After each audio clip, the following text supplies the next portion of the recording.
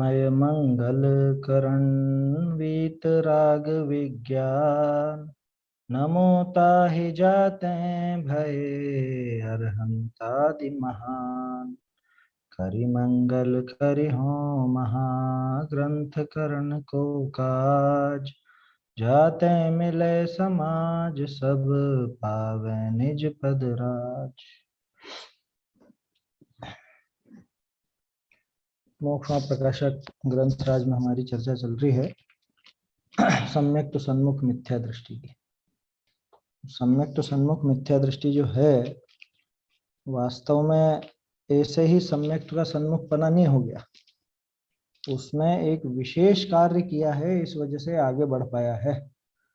और इस विशेष कार्य की वजह से ही उन आभासों से बच सका है।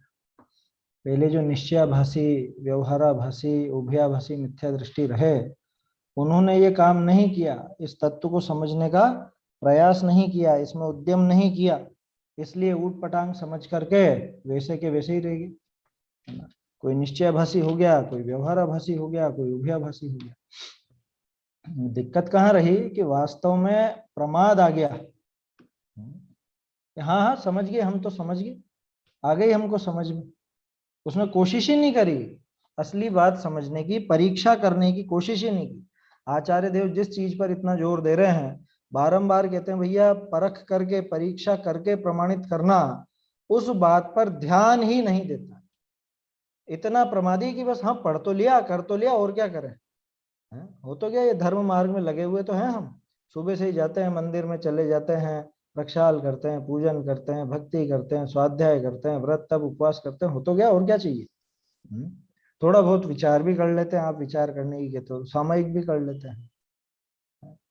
वो संतुष्ट होकर के बैठ गया उसमें, और संतुष्ट होने की वजह से वो जो सबसे प्रमुख चीज है तत्व विचार, तत्व ज्ञान, वो बिना परीक्षा के संभव नहीं है।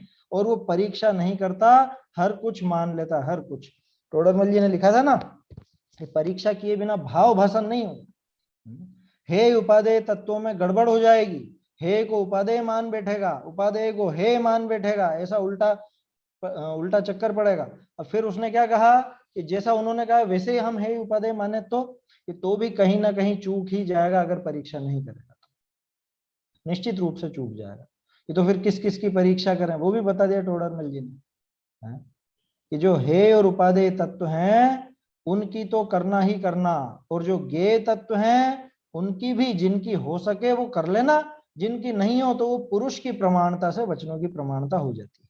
कल अपन ने इसी पे बात की थी, है ना, कि वास्तव में जो ज्ञेय तत्व है, ज्ञेय पदार्थ माने जिसमें न हे करना है, न उपादेय करना है, माने राग द्वेष के जो कारण नहीं है और जो वीतरागता के भी कारण नहीं, ऐसे मात्र ज्ञेय है। ठीक है, जान लिया, सुमेरु आदि हैं, कर्मों की व्यवस्था है, गुणस्थान मार्गण स्थान इत्यादि हैं, वो सारी बातें जान लेवे और उनकी परीक्षा करे। परीक्षा तो खैर जिसकी बन सकेगी उसी की करेगा, अधिकांश की उनमें से नहीं बन पाएगी, तो नहीं बन पाए तो किसने कहा, उस अनुसार परीक्षा कर लेना, ऐसी बात आई थी। कहा था ना, हेतु युक्ति इत्यादि लगा करके उनका परीक्षा करना चाहिए। और अंत में अपन ने देखा था कि वो जो त्रिलोक, गुणस्थान, मार्गणा, पुराण आदि उनके कथन आज्ञानुसार किए हैं, उसमें एक खास बात देखी थी अपन, वहां भी आचार्यों ने सीधे सीधे तीर्थंकर की या गणधरों की साक्षी देकर के वो काम किया था। वो साक्षी इसलिए दे दी कि भैया वो प्रामाणिक है और उन्हीं प्रामाणिक पुरुषों का ये कथन है, तो हमको ये स्वीकार कर लेना चाहिए, ऐसी बात वहां पर बन जाती है। हे उपादेय तत्वों की तो परीक्षा करना योग्य है, उनकी तो परीक्षा कर ही लेना चाहिए। अभी तक विधि नहीं आई है, अभी तक परीक्षा करने में क्या क्या काम का है वो बता दिया, किस किस की परीक्षा करनी वो बता दिया। अब यहाँ पे आगे विधि चलेगी। अब जो पैराग्राफ आ रहा है ना कि किस तरह से परीक्षा की जाती है, किन किन की जाती है, ये खास चीज यहाँ पे और बता रहे हैं टोडरमल जी। देखिए, संशोधन कल लगा ही लिए थे अपन ने, है ना, अब तो सीधे इसको पढ़ेंगे और इसका अर्थ समझेंगे अपन। बहुरी तहा, एक मिनट, तहा जीवादि द्रव्य व तत्व तिनको पहचानना। तो सबसे पहले तो उन द्रव्यों को और उन तत्वों को पहचानो। ध्यान रखिए, उद्देश्य, लक्षण निर्देश और फिर परीक्षा, उसी विधि से जानने का काम है कि पहले आप उन तत्वों के नाम भी सीखो, द्रव्यों के नाम भी सीखो, उनका लक्षण भी समझो, है ना, और फिर उनकी परीक्षा करो। तो परीक्षा कैसे होगी वो दिखा रहे हैं आगे कि सबसे पहले तो जीवादि द्रव्य व तत्व, तीन को पहचान दो। द्रव्य और तत्व में क्या अंतर है? द्रव्य और तत्व में क्या अंतर? जीव द्रव्य और जीव तत्व में क्या अंतर? पहले भी अपन ने बात की है कि जहां पे अपनी बात चले, अपनी, है ना, सामान्य बात नहीं चले, जहां पे विशेष रूप से अपनी बात चले, जहां मोक्ष मार्ग से जुड़कर बात चले, वहां तत्वों का कथन आएगा। और जहां जानने की मुख्यता से बात चले, जहां एक सर्व सामान्य बात चले, वहां द्रव्यों का कथन होता है। जब अपन कहते हैं जीव, पुद्गल, धर्म, अधर्म, आकाश, काल, इनमें कोई हे उपादेय वाली बात नहीं है। कोई इनमें से है और कोई उपादेय नहीं है, एक भी नहीं इनमें से। 6 द्रव्यों में से कौन है और कौन उपादेय बताओ? नहीं लगेगा। तत्वों में लगेगा, क्योंकि तत्व मोक्ष मार्ग से संबंधित है, तत्व हमारे मोक्ष से संबंधित है, अपने आप से संबंधित है, अपने भावों से संबंधित है, वहां पे हे उपादेयपना लगता है। ये अंतर है, बेसिक अंतर इन दोनों में। द्रव्यों में कभी हे गे उपादेय नहीं लगता, गे तो है वो, हे और उपादेयपना नहीं लगता। और तत्व में तो हे गे उपादेय सब लगता है। दूसरी बात कि जब द्रव्यों की बात चलती है, वहां अपने भेद विज्ञान की बात हो या कुछ इस तरह की बात नहीं है, वहां पे अध्यात्म नहीं निकल के आता। इसको आप यूं भी कह सकते हो कि द्रव्यों का कथन आगम की शैली में किया जाता है और तत्वों का कथन अध्यात्म की शैली में किया जाता है, ऐसा आप समझ सकते हो क्या? अध्यात्म में द्रव्यों का कथन नहीं होता मुख्यतः से। हाँ, नाम बदले जा सकते हैं, नाम बदल जाएंगे। जैसे नियम सारजी में आप पढ़ोगे तो वहां पे ये तत्वों को द्रव्य कह दिया जाएगा, या किसी ग्रंथ में द्रव्यों को तत्व भी कह दिया जाएगा, तो उससे चक्कर में मत आना, वो तो नाम लेने की बात है। कुल मिला के बात यह है कि हमारे काम की क्या चीज है, मतलब हमारे जो मोक्ष मार्ग के प्रकरण में, मोक्ष मार्ग के संबंध में कौन मायने रखते हैं, वो द्रव्य है तत्व। कि द्रव्यों का उनसे कुछ लेना देना नहीं, तत्वों का उससे लेना देना। जीव द्रव्य और जीव तत्व में क्या अंतर, ये भी अपन पहले देख चुके हैं। जहां जीव तत्व की बात चले, वहां तो समझना कि मेरी बात है, स्वयं की बात है। और जीव द्रव्य में तो सभी शामिल हो जाएंगे, जीव तत्व में सभी शामिल नहीं होंगे। जीव तत्व में सिर्फ मैं, कैपिटल आई समझता है ना इंग्लिश में जो बड़ा आई लिखा जाता है खुद के लिए, मैं, वो उतना मात्र जीव तत्व होता है। कि बाकी के जीव, कि वो सब अजीव की श्रेणी में, वो सब अजीव तत्व की श्रेणी में जाएंगे, मत चिंता करो, घबराना नहीं उसमें। बहुत से लोग उसमें उछल पड़ते हैं, उनको अजीव कैसे कह दिया? अरे अजीव द्रव्य नहीं कहा है उनको, मैं जीव नहीं हूं, मेरा ज्ञान दर्शन उनमें नहीं है, मेरा स्वरूप उनमें नहीं है, इस अपेक्षा से उनको अजीव कहा है। क्योंकि जीव तत्व नाम किसको दिया? जीव तत्व नाम मैंने मुझे दिया ना, तो जो मैं नहीं हूं वो क्या कहलाएंगे? वो अजीव कहलाएंगे। इतनी सीधी सी बात है। बहुत से लोग उसमें, उनको स्वीकार नहीं होता। कोई दिक्कत नहीं भाई, इतना समझो कि प्रत्येक जीव के लिए स्वयं उसका आत्मा वो ही जीव तत्व। अच्छा, परिभाषा क्या है जीव तत्व की? परिभाषा क्या पढ़ते हैं? ज्ञान स्वभावी आत्मा को जीव तत्व कहते हैं, ऐसी है ना परिभाषा? आप समझ पढ़ी होगी 7 तत्व के पाठ में।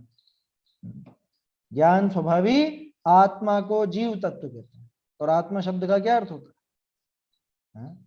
आत्मा माने मैं, स्वयं। आत्मा का मतलब सभी नहीं है। जब सबकी बात चले, वहां जीव द्रव्य नाम लिया जाता है सामान्य रूप से। वो जो संसारी, मुक्त, ये सब भेद किए जाते हैं ना, ये आत्मा के भेद नहीं किए जाते, ये जीव के भेद किए जाते हैं। तो खैर वो तो बात दूसरी है। अभी तो यहाँ जो नाम आया था कि जीवादि द्रव्य व तत्व, इन सबको भली भांति जानना, इनको अच्छे से समझना कि द्रव्य कैसे हैं, कितने हैं, कौन कौन से हैं, तत्व कैसे क्या कितने हैं, ये सब भी समझना। इसी में पंचास्तिकाएं भी शामिल कर लेना, 9 पदार्थ भी शामिल कर लेना, जो जो भी जिस तरह से भी इन सबका व्याख्यान होता है वो समझना। ठीक है साहब, समझ लिया। इसके बाद आगे बढ़े। बहुरी तहा, ये सुधार जो अपन ने करवाया था, इसमें ये वाक्य यही खत्म था। सबसे पहले तो जीवादि द्रव्य और तत्व उनको जानना, जीवादि द्रव्य और तत्वों को जानना, ये पहली बात। फिर उसके अंदर से ही उनमें और ज्यादा, क्या बोलते हैं उसको, छटनी कर देना। उसमें और ज्यादा छटनी करके तहा आपा पर को पहचानना कि इनमें से कौन तो मैं हूं और कौन मुझसे भिन्न है। कौन आपा और कौन पर, है ना। आपा माने आत्मा स्वयं, आत्मा शब्द का ये अभ्रंश रूप है आपा। प्राकृत में आप देखोगे तो आत्मा के लिए अप्पा शब्द आता है, और फिर अपभ्रंश में आओगे तो वो अप्पा से आपा हो गया या आप हो गया हिंदी में आते आते, तो आत्मा शब्द से आप बना है। आया समझ में? आप माने स्वयं वाला आप वाला आप नहीं, जैसे मैं आपसे कहूं तो आप माने स्वयं नहीं, है ना। ऐसा समझ में। आपा पर को पहचानना माने अपने पराये को पहचानना कि क्या स्व है क्या पर है, ऐसा सब उसके अंदर से निकालना। किन में से? कि 6 द्रव्य जाने, तो 6 द्रव्यों में से आप देखिए कि उसमें से कौन आपा कौन पर, कि मुझे मैं कौन हूं इनमें से 6 द्रव्यों की बात करें तो ये 6 द्रव्यों में से मैं तो जीव द्रव्य हूं। अच्छा, जीव द्रव्य कैसा होता है, कैसी उसकी दशाएं होती हैं, तब फिर निकल के आएंगे उसी में से 7 तत्व। 7 तत्व क्या है? जीव द्रव्य की तो विशेष है ना। जीव द्रव्य की तो पर्याय ही तो है वो, और क्या है? 7 तत्व क्या है? देखो एक और चीज, द्रव्य और तत्व में अंतर, कि तत्व जो है वो पर्याय रूप, समझ में आई बात। जीव और अजीव को छोड़ दो, बाकी जो 5 है ना वो द्रव्य नहीं है, वो पर्याय है। और इधर जो द्रव्य है तो स्पष्ट द्रव्य ही है, द्रव्य गुण पर्यायात्मक द्रव्य है। और जीव अजीव आश्रव वन संवरण निर्जरा मोक्ष, इनकी जब बात करते हैं तो जीव और अजीव ये तो द्रव्य में शामिल हो जाएंगे, सिर्फ द्रव्य में, बिना गुण पर्याय वाला। और जब आश्रव वन संवरण निर्जरा मोक्ष की बात चलेगी तो वो पर्याय में शामिल है। इस तरह से भी आप अंतर समझ सकते हो, ये दोनों तरह के अंतर हैं उसमें। तो जब द्रव्य जाने, तत्व जाने, पदार्थ जाने, अब उनमें से आपा पर को पहचानना, है ना। पहचानना, पहचान करना, जानने मात्र का नहीं लिखा है कि हाँ जान लिया मैं तो जीव हूं और ये पुद्गल अजीव है, ये शरीर अजीव है, ऐसा जान लिया हो गई छुट्टी, इतना मात्र नहीं है वो। पहचानना किसको कहते हैं? पहचानना। क्या आप नरेंद्र मोदी को जानते हो? क्या जानते हैं?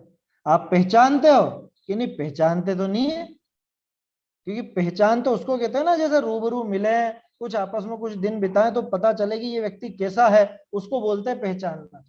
तो ऐसा अंतर समझ लेना जानने और पहचानने। समझ में आ रही है बात? जैसे आप आपके घर वालों को अच्छे से पहचानते और बाकी दुनिया वालों को जानते तो हो, जिन जिन को भी जानते हो, लेकिन पहचान नहीं होती। ठीक ऐसे यहाँ पर समझना, तहा आपा पर को पहचानना कि इनमें से अपना कौन कौन सा है, पर कौन कौन सा है, कौन चीज मुझ में शामिल है और कौन चीज मुझ में शामिल नहीं है। ये सारी चीजें अच्छे से समझने लायक है, अच्छे से पहचानने लायक है। बहुरी ठीक है साहब, पहचान लिया, अब क्या करें? बहुरी त्यागने योग्य मिथ्यात्व रागाधिक और ग्रहणे योग्य सम्यक दर्शनाधिक, तिनका स्वरूप पहचानना। लो, हे और उपादेय आ गया इसके अंदर। देखो वर्गीकरण करते जा रहे हैं, छटनी करते जा रहे हैं। पहले द्रव्यों को जाना था, तत्वों को जाना, उसके अंदर अब और बारीकी से जानने का मतलब वहां पे पहचान करी कि कौन तो आपा और कौन पर। अब उनमें से भी जो आपा यानी अपना है, स्वयं का है, उनमें से भी कौन सी चीजें रखने लायक हैं, कौन सी चीजें छोड़ने लायक हैं, कौन सी नई ग्रहण करने लायक हैं, ये सारी बातों की भी पहचान करना। ये तो काम बढ़ाते ही जा रहे हैं, अरे बढ़ाते नहीं जा रहे हैं, उसमें से हल्का करते जा रहे हैं कि एक्स्ट्रा जो है उनको छोड़ते जाओ, छटनी करते जाओ। हाँ इतना जरूर है, बारीक करते जाएंगे, बारीक करते जाएंगे। वैसे भी कुछ दवाइयां होती है ना आयुर्वेद में, तो वो बोलते हैं ऐसा, जितना ज्यादा उसको घिसो, जितना ज्यादा उसको कूटो, उतना ही ज्यादा असर करती है, ऐसा आता है ना। जैसे वो उसका आता है पीपल का, जितना 64 पुटी चर पराठ, 64 पहरी चर पराठ, क्या आप सीधे सीधे यूं खा लो, उसमें इतना तीखापन नहीं लगेगा आपको।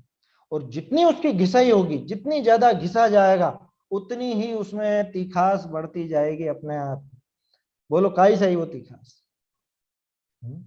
वो तीखास कैसे? वो पत्थर से जिससे आपने घिसा उससे है, उसके अंदर ही मौजूद थी, लेकिन उसको एक खास विधि करनी पड़ती। तो 64 पहरी का अर्थ समझ में आया आपको? 8 दिन तक उसको घिसा जाता है। पुरानी वेदशालाओं में इस तरह से जो भी ये आयुर्वेदिक औषधि बनाते हैं जहाँ पे, वहां 8 दिन तक लगातार उसको घिसा जाता है। एक आदमी घिसता है, फिर उसके बाद दूसरा तीसरा, इस तरह से घिसता है। अब मशीनों से होता होगा, तब जाकर के उसका वो असली वो बाहर आता है। 8 दिन क्यों कहा मैंने? 64 पहरी है ना, एक दिन में 8 पहर, 8 दिन के 64 पहर, तो 64 पहरी इसलिए नाम है उसका, नहीं तो क्या होता है 64 पहरी का क्या अर्थ समझते हैं आप? इतना ज्यादा घिसा गया, इतना ज्यादा घिसा गया, क्या बोलते हैं उसके लिए, कोई खास शब्द का प्रयोग किया जाता है, वो मुझे ध्यान नहीं आ रहा है अभी। तो इतना ज्यादा जब उसको घिसते हैं तब जाके उसका पूरा असर होता है। दवाइयां इस तरह से निर्मित होती हैं। ठीक उसी तरह से यहाँ पे समझना कि पहले 6 द्रव्य, 9 तत्व, 9 पदार्थ, 7 तत्व, पंचास्तिका इत्यादि को जाना। अब इसको और बारीक करो, क्या छटनी करो, पापा पर कौन है इसमें, ठीक है साहब ये समझ में आ गया, इसमें जीव तो अपन है और ये अजीव पर है, क्या कि और बारीक करो, पर्यायों को पकड़ो अब इसकी, कि इसमें से कौन कौन सी पर्याय त्यागने योग्य है, कौन कौन सी पर्याय ग्रहण करने लायक है, आश्रव, बंध, संवर, निर्जरा, मोक्ष ये कैसे हैं, क्या हैं, इनमें से क्या ग्रहण लायक, क्या छोड़ने लायक, सम्यक दर्शन ग्रहण करने लायक है, मिथ्या दर्शन छोड़ने लायक है? ये सारी चीजें आएंगी कि नहीं आएंगी अपना? त्यागने योग्य मिथ्यात्व रागादिक और ग्रहण योग्य सम्यक दर्शन अधिक, तिनका स्वरूप पहचानना, उनका भी भैया स्वरूप पहचानना, बस और तो नहीं है कुछ, और है ना, और गहराई में जाओ, निमित्त नैमित्तिक अधिक जैसे हैं तैसे पहचानना। निमित्त नैमित्तिक ये तो फिर बाहर की तरफ गए कि नहीं, ये अंदर ही देखो अभी कि किसके निमित्त से कैसा परिणमन हो जाता है। इधर श्रद्धा गुण का सम्यक परिणमन हो तो दूसरे ज्ञान चारित्र आदि उनमें भी सम्यक परिणमन हो जाता है, और इधर सम्यक दर्शन नहीं हो तो वो श्रद्धा गुण का मिथ्या परिणमन हो तो बाकी सारे गुण भी मिथ्या रूप परिणमित हो जाते हैं। इनका भी तो आपस में निमित्त नैमित्तिक संबंध है ना। निमित्त नैमित्तिक अकेले कोई दो अलग अलग द्रव्यों में लगे ऐसा ही नहीं है, दो गुणों की अलग अलग पर्यायों में भी लग जाता है, ऐसा भी होता है। उन सबको भी बराबर समझना। ये जो लिखा ना निमित्त नैमित्तिक आदिक जैसे हैं तैसे पहचानना, बहुत गहरी बातें आएंगी इसमें। बताऊं कितनी गहरी? इतनी गहरी कि वहां पे शुभ में गर्भित शुद्धता भी दिखाई जाएगी। शुभ में गर्भित शुद्धता वहां तक दिखा देंगे। निमित्त उपादान की चिट्ठी पढ़िएगा बनारसी दास जी की, वो एक बहुत खास प्रयोजन लेकर के, बहुत गहरी बात है वो, शुभ में शुद्धता कैसे गर्भित है।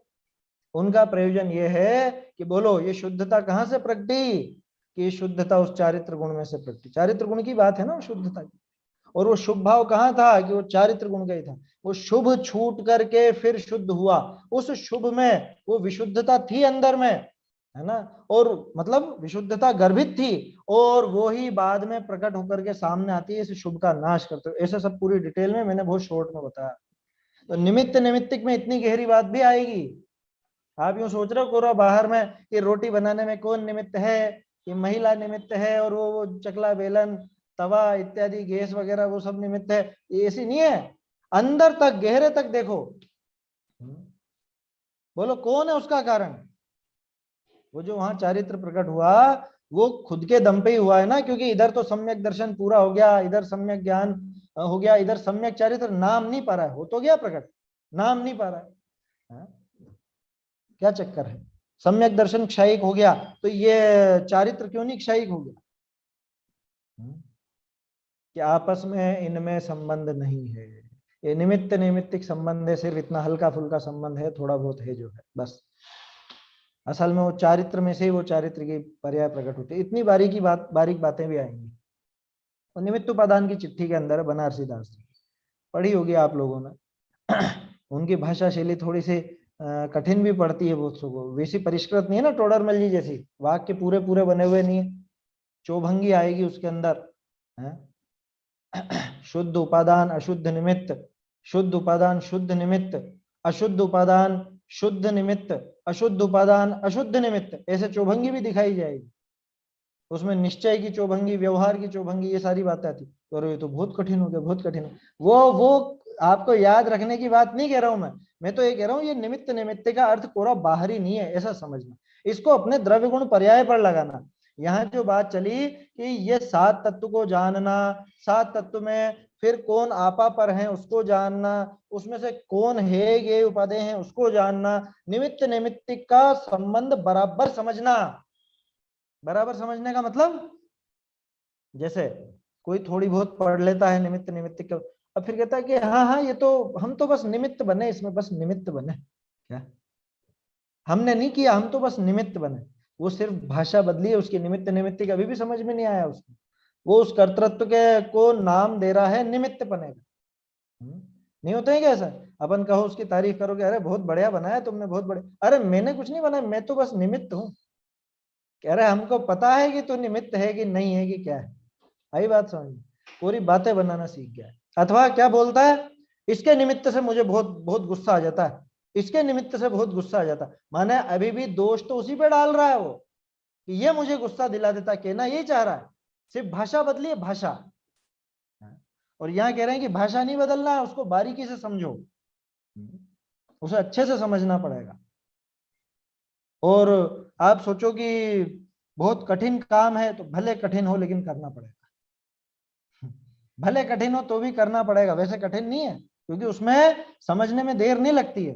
वो तो आज तक समझ में नहीं आया तो अपने को लगता है कि कठिन है, लेकिन समझने बैठे तो आ जाता है समझ में, कोई बड़ी बात थोड़ी ना। अपना खुद का काम है ना, अपने मोक्ष जाने से संबंधित काम है, इसलिए वो काम तो करना ही पड़ेगा। क्या कह रहे हैं टोडरमल जी? बहुरी निमित्त निमित्तिक अधिक है, जैसे हैं तैसे पहचानना। क्या मतलब? निमित्त आदि जैसे हैं तैसे पहचानना का क्या अर्थ है? कि जैसे जैसे जिस काम में निमित्त लगते हैं वो, कि नहीं, निमित्त निमित्त की क्या व्यवस्था है, निमित्त कितने % काम का करता है? कितना कितना आरोप दिया जा सकता है निमित्त पर, कि इस कार्य का करता ये है, इस कार्य का करता ये है। ये सारी बातें बारीकी से समझ, ये है इसका आशय कि निमित्त का रोल कितना है। निमित्त का बहुमान करना चाहिए कि नहीं? निमित्त का बहुमान करना चाहिए कि नहीं? करना चाहिए वाली बात नहीं होती है, अपने आप आता है ना? वो बहुमान आता है। देव शास्त्र गुरु सम्यक दर्शन में निमित्त है, उनके आधार पर कोई सम्यक दर्शन हो ही जाता हो ऐसा नहीं, वो करा देते हो ऐसा भी नहीं, है ना? लेकिन जब भी होता है तो देव शास्त्र गुरु बाहर में मौजूद होंगे ही होंगे, तो अपने आप उनका बहुमान आएगा भी सही। ये प्रश्न ही, बिल्कुल प्रश्न आपके उठा वो वाजिब है, लेकिन ये प्रश्न बेमतलब का है। बेमतलब का क्योंकि करना चाहिए कि नहीं, पहली बात तो ये होता है, यही तो समझना है अपने को, कि कोई भी कार्य होगा तो जैसे अन्य समवाय मिलते हैं वैसे निमित्त भी होगा ही होगा, उसके बिना काम नहीं होगा, ये पक्का है। लेकिन उससे भी काम नहीं होगा, ये निमित्त का बराबर ज्ञान है, इससे कोई उसका बहुमान नहीं घट जाता, है ना? बहुमान तो अपने आप आएगा, जितनी आपकी भूमिका है उस अनुसार बहुमान आएगा। समझ में ही बात? देखो, इस प्रश्न से मुझे एक चीज ख्याल आई, कुछ कहीं पर इस तरह की बात उठी, कहाँ उठी वो तो नहीं बताऊंगा, या किसने उठाई वो भी नहीं बताऊंगा, लेकिन प्रकरण क्या है वो समझिए आप। तो अभी हमें मान लो देवशास्त्र गुरु का पक्का श्रद्धान हुआ, देवशास्त्र गुरु के निमित्त से, जिनवाणी के निमित्त से सम्यक दर्शन प्राप्त हो गया, ठीक है, अपने को उसका बहुमान आता है, देवशास्त्र गुरु तीनों का बहुमान आता है। मुनि बन गए, मुनि बनने के बाद भी वो बहुमान तो आएगा कि नहीं आएगा? क्या आता है? बहुमान आता है, 100% आता है। सिद्ध भक्ति करते हैं, अरहंतों की वंदना करते हैं ना, वंदना स्तुति वगैरह वो सब है तो सही, 6 आवश्यक में वो सब काम भी होते हैं, ठीक है साहब। अब आत्मा में लीन है तो वो बहुमान है कि नहीं है?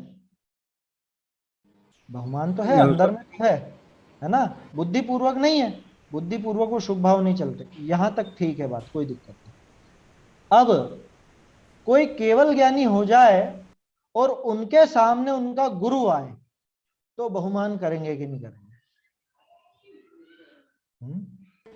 नहीं, नहीं केवल होगा। ज्ञानी हो और वितरागी सामने वितराग सामने उनके गुरु आ जाएं, तो अब बहुमान करेंगे या नहीं करेंगे? नहीं, जो वितरागी प्रकरण मैं होगा ना। आपको बता रहा हूं, जो प्रकरण मैं आपको बता रहा हूं, वहां किसी ने ऐसा लिख दिया, ऐसा उसका प्रचलन में आ गया कि गुरु को तो केवली भी नमस्कार करते हैं, क्या केवल भी अपने गुरु का गुणगान करते हैं, बहुमान करते हैं? बिल्कुल गलत बात है, बिल्कुल गलत। ये जो बहुमान वाला प्रश्न है ना, ये बहुमान जुड़ा है अपने राग से। जिस भूमिका में जितना राग संभव है उतना ही बहुमान संभव है, उससे ना कम ना उससे ज्यादा। समझ में ही बात? बहुमान उतना ही संभव है जितना उसकी भूमिका में राग संभव है ना। इंद्र की भूमिका चौथे गुणस्थान की है तो उसमें संभव है कि वो 1000 नेत्र बना करके देखे, तांडव नृत्य करे, ये संभव है, कोई बड़ी बात नहीं उसके अंदर। लेकिन मुनिराज की भूमिका में वो नृत्य संभव नहीं है। बहुमान तो मुनिराज को भी है ना। इंद्र की भूमिका में संभव, दोनों सम्यक दृष्टि, ये भी सम्यक दृष्टि है, वो मुनिराज भी सम्यक दृष्टि, लेकिन इंद्र तो उस भूमिका में नाच भी सकता है भगवान की भक्ति में, भगवान के स्तवन में नाचेगा भी सही, लेकिन मुनिराज को नृत्य आदि का भाव नहीं आता, उनके उतना राग ही नहीं बचा है। तो फिर जब हम केवली की बात करते हैं तो केवली कौन है? तो वीतरागी है, उनके राग ही नहीं बचा तो किस बात का बहुमान? कह रहे तो इनको तो केवल ज्ञान होते ही घमंड आ गया, कोई घमंड नहीं आया, उनको न राग है न द्वेष है। भाई बहुमान क्या भाव है आप समझो तो सही, बहुमान क्या चीज है? बहुमान रागी तो है, शुभ रागी तो है उनके प्रति। आज हमें जिन जिन व्यक्तियों का, जिन भी लोगों का बहुमान है तो उनके प्रति राग है ना मन में, वही तो बहुमान है। देव शास्त्र गुरु का अगर हमको बहुमान है तो उसके प्रति, उनके प्रति राग ही तो है वो, और क्या है? तो जिसके मन में जितना, मतलब जिसके जितना राग संभव है, जिस भूमिका में जितना राग संभव है उतना बहुमान आता ही आता है, नहीं आए ऐसी बात ही नहीं। उस भूमिका के अनुसार बहुमान नहीं आए तो भी झूठ, तो भी गड़बड़ है। जैसे कोई स्वच्छंदी हो जाएगी, अरे देवशास्त्र गुरु क्या होते हैं, कोई कोई निमित्त कुछ करता धरता थोड़े ना है, मैं तो बना बनाया भगवान आत्मा हूं और ऐसी वैसी वो सब बात करके देवशास्त्र गुरु का नकार करे या उनको स्वीकार ही नहीं करे, बहुमान ही नहीं करे, झूठा है, बिल्कुल झूठा है वो। समझ में ही बात? तो बहुमान स्वयमेव आएगा, कहां तक आएगा? कि जहां तक उसकी जैसी भूमिका है उस भूमिका तक वैसा आएगा। श्रावक की भूमिका में श्रावक के लायक आएगा और आना चाहिए, मुनि की भूमिका में मुनि राज के लायक आएगा, उसमें क्या बड़ी बात है। अरहंतों को नहीं आएगा, भैया होने के बाद नहीं आएगा। हाँ बोलो। जैसे श्रावक के लिए तो देवशास्त्र गुरु निमित्त हो गए हाँ अपन तो फिर जैसे मुनिराज के लिए क्या निमित्त होता है इसी तरह से अगर माने तो? मुनिराज भी तो पहले श्रावक ही थे, नहीं, मुनि मुनिराज बनने बनने के बोला बाद ना। अभी हाँ जैसे वो अभी तक लीन नहीं हुए तो फिर उनके लिए भी तो कोई निमित्त कारण होते तो होंगे, उनके लिए नहीं क्या नहीं नहीं उपस्थित नहीं, रहेगा? देखो इसमें ऐसा समझना कि मुनिराज, अपन मुनिराज की बात कर रहे हैं, सच्चे मुनिराज की, तो हाँ पहले सच्चे सम्यक दर्शन प्राप्त किया उन्होंने श्रावक दशा में, उस समय देवशास्त्र गुरु निमित्त थे, कोई ना कोई समझाने वाले पढ़ाने वाले वो निमित्त थे, शास्त्र निमित्त थे। और अभी अभी कौन निमित्त है? कि अभी भी भगवान निमित्त होते हैं उनके, कोई दिक्कत नहीं है उसको, ऐसा कहने में कोई समस्या नहीं है। उनको देख करके या उनका स्मरण करके वो बारंबार अपने आत्मा का ध्यान करते हैं, या शास्त्र भी उनके निमित्त हो जाते हैं। अमृत चंद्राचार्य ने क्या लिखा कि मेरी परिणति कलुषित हो रही है। कैसी कलुषित हो रही है? कि मुझको ये शास्त्र की टीका करने का जो भाव आ रहा है, ये मेरी परिणति कलुषित हो, है ना। और अब ये टीका का फल क्या चाहता हूं मैं? कि फिर से मैं अपने ज्ञान स्वरूप में लीन हो जाऊं। बोलो, तो ये निमित्त हुई ना, जिनवाणी निमित्त हुई ना, अपने आप शास्त्र निमित्त होता है। वो जो जिस तरह की बात करते हैं या जो भी है ना, उसके आधार से वो फिर से अपने शुद्ध स्वरूप में लीनता का प्रयास करते हैं, तो वो निमित्त हो जाते हैं, कोई बड़ी बात नहीं उसमें, कुछ भी हो सकता है निमित्त। शिव भूति मुनिराज की अपन बात करें तो उनको तो क्या निमित्त हुआ था? है उड़द की दाल और छिलका, तुष्माश भिन्नम तुष्माश भिन्नम, पहले सम्यक दर्शन नहीं था किस्मत से, मुनिपना तो ले लिया था लेकिन सम्यक दर्शन नहीं था पहले, और उसके बाद तुष्माश भिन्न। देखो दो कथन आते हैं इसमें भी, मुझे ध्यान आ गया, ऐसा नहीं कहना चाहिए कि उनको नहीं था, ऐसा कहना चाहिए कि वो ज्यादा कुछ याद नहीं रख पाते थे, वो सारी बातें थी, लेकिन जब उन्होंने वो सुना तुष्माश भिन्नम, तुष माने छिलका, माश माने उड़द, है ना, माश है ऐसे षटकोण वाला, तो माश बोलते हैं उड़द को, उड़द से छिलका भिन्न, ऐसी बात सुनी महिलाओं की, मतलब उधर से निकल रहे थे और महिलाएं आपस में बातें कर रही थी कि तुष्माश भिन्नम तुष्माश भिन्नम, ऐसा सुना। और फिर वो, अरे मैं कहाँ ये इधर दूसरी चीजों में लगा हूं, मैं और शरीर ये तो भिन्न भिन्न है, ये उड़द और ये छिलका बिल्कुल भिन्न है, जैसे वैसे ही आत्मा और शरीर बिल्कुल न्यारा न्यारा है, कर्मों से भी न्यारा, नो कर्मों से न्यारा, द्रव्य कर्मों से न्यारा, भाव कर्मों से न्यारा, ऐसा कहते सोचते विचारते आत्मा में लीन हो गए, केवल ज्ञान लेके उठे। तो यही मान के चलना, पहले भी सम्यक दर्शन था, याद कुछ नहीं रहता था, भले सम्यक दर्शन तो पहले भी था उनको, ऐसा भी कथन आता है, उसमें कोई दिक्कत नहीं है, क्योंकि ऐसा कहीं नहीं लिखा कि वो सुन करके उन्होंने सम्यक दर्शन प्राप्त किया। ये जरूर है कि वो सुन करके, वो तुष्माश भिन्नम सुन करके आत्मा में लीन हुए और केवल ज्ञान प्राप्त किया, इतना जरूर है वहां पे। ठीक है ना?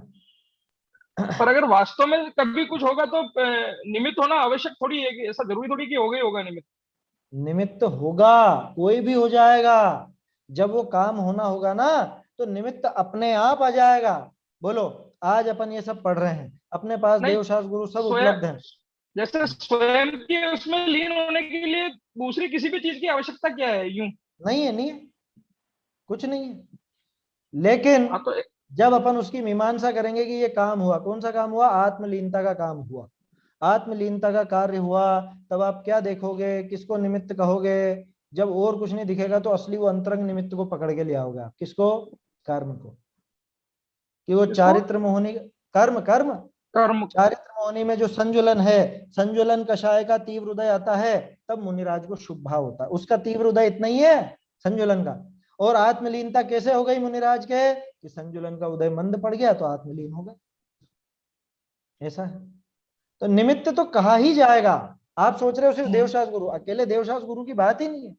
कभी भी कुछ भी काम होगा तो उसके अनुकूल परिस्थितियां भी होती हैं। ध्यान रखो, अनुकूल परिस्थितियों पे जोर देने का नहीं है, उन पे जोर नहीं दिया जा रहा है। ना ही ये कहा जा रहा है कि वो अनुकूलता होती है तभी वो काम होता है। लेकिन इतना जरूर है कि जब भी वो कार्य होगा तो बाहर में उसके अनुकूल कुछ ना कुछ तो होगा ही होगा।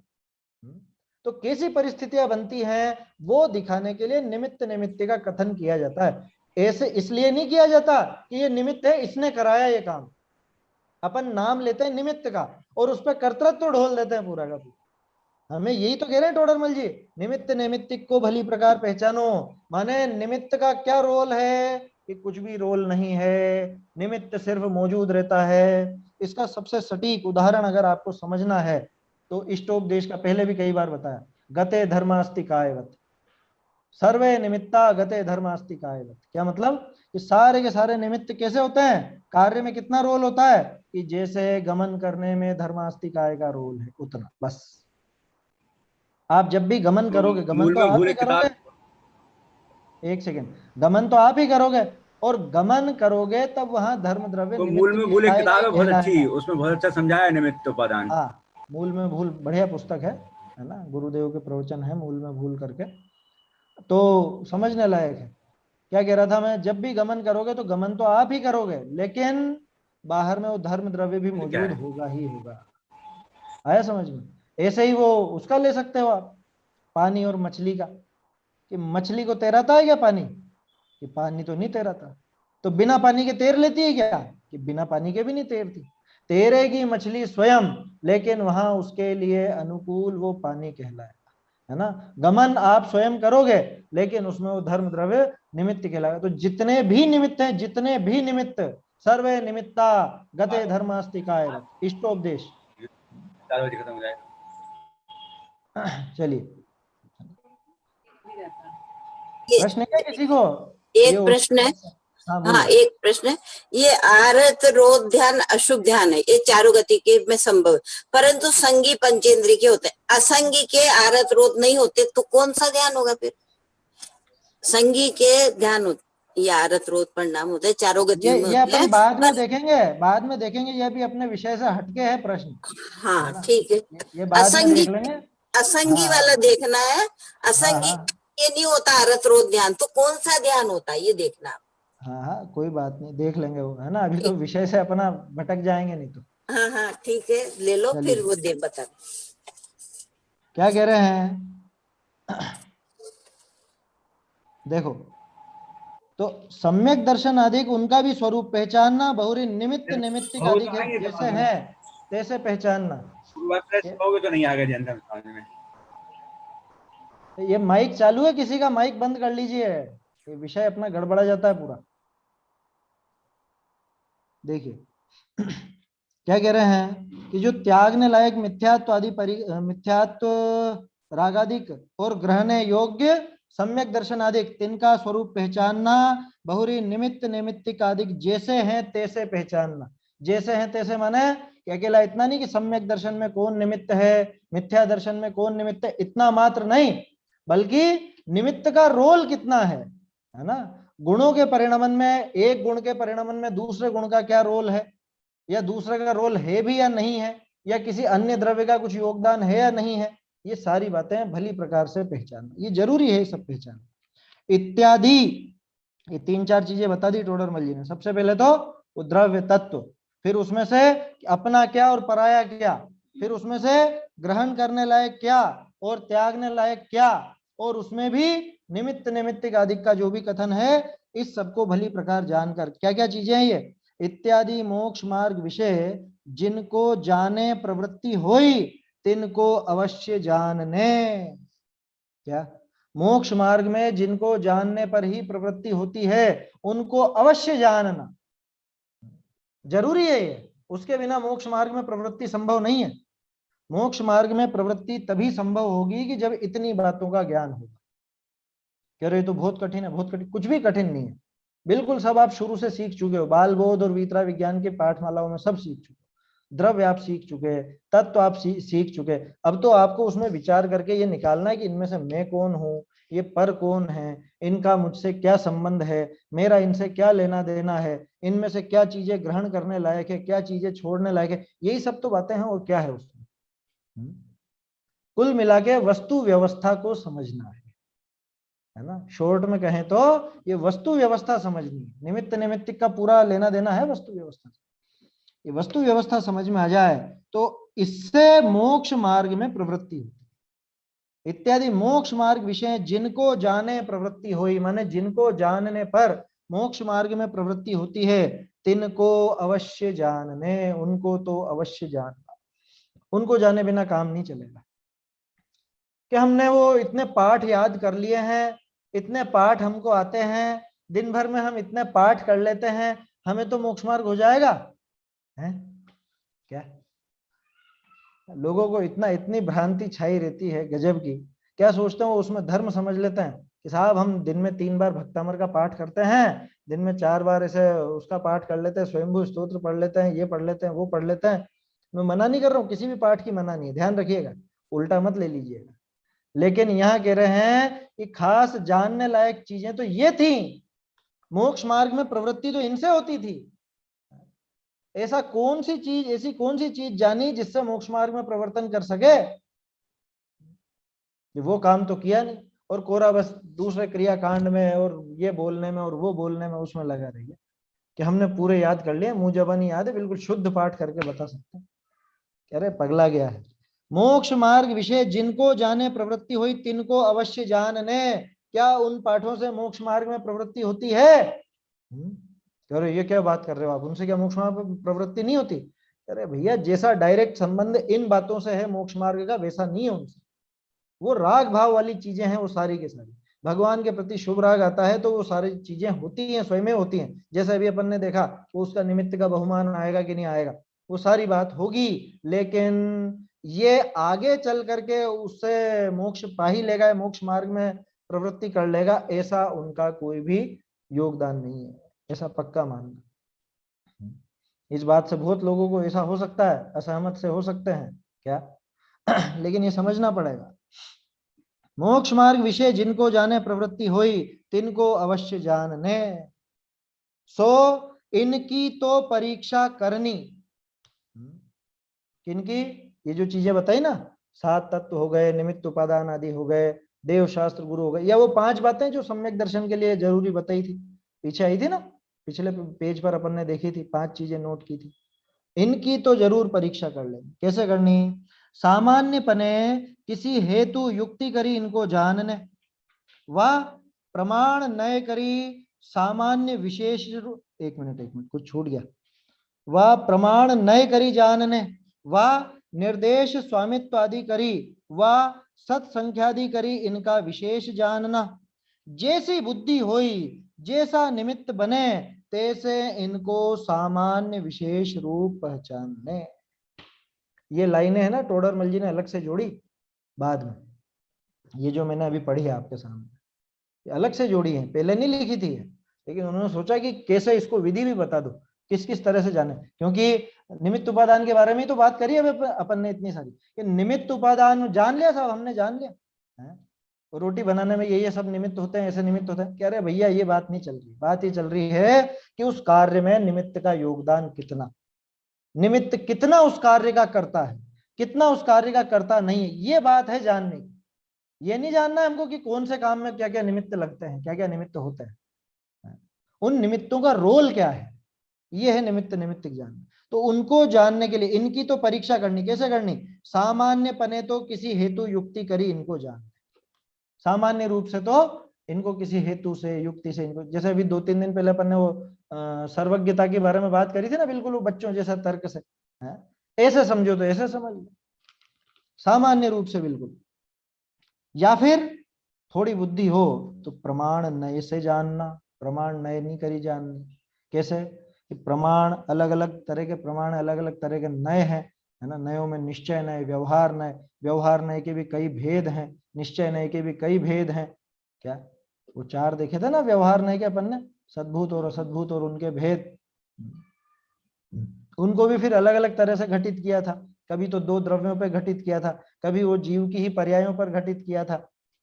गुरुदेव ने तो वैसे समझाया था, ज्ञान के ऊपर ही समझाया था कि आत्मा पर को जानता है, ऐसा है, ये उपचरित सद्भूत व्यवहार न है, बोलो ऐसा, आत्मा या अन्य द्रव्य को जानता है, ये उपचरित सद्भूत व्यवहार, ऐसे ऐसी चीजें भी आई थी। तो ऐसे प्रमाण और नए के द्वारा जानना कि नहीं, थोड़ा और विशेष समझना है तो कि निर्देश स्वामित्व आदि करी, निर्देश स्वामित्व साधन अधिकरण स्थिति और विधान, ऐसे ऐसे ये अनुयोग द्वार है, इनसे समझे।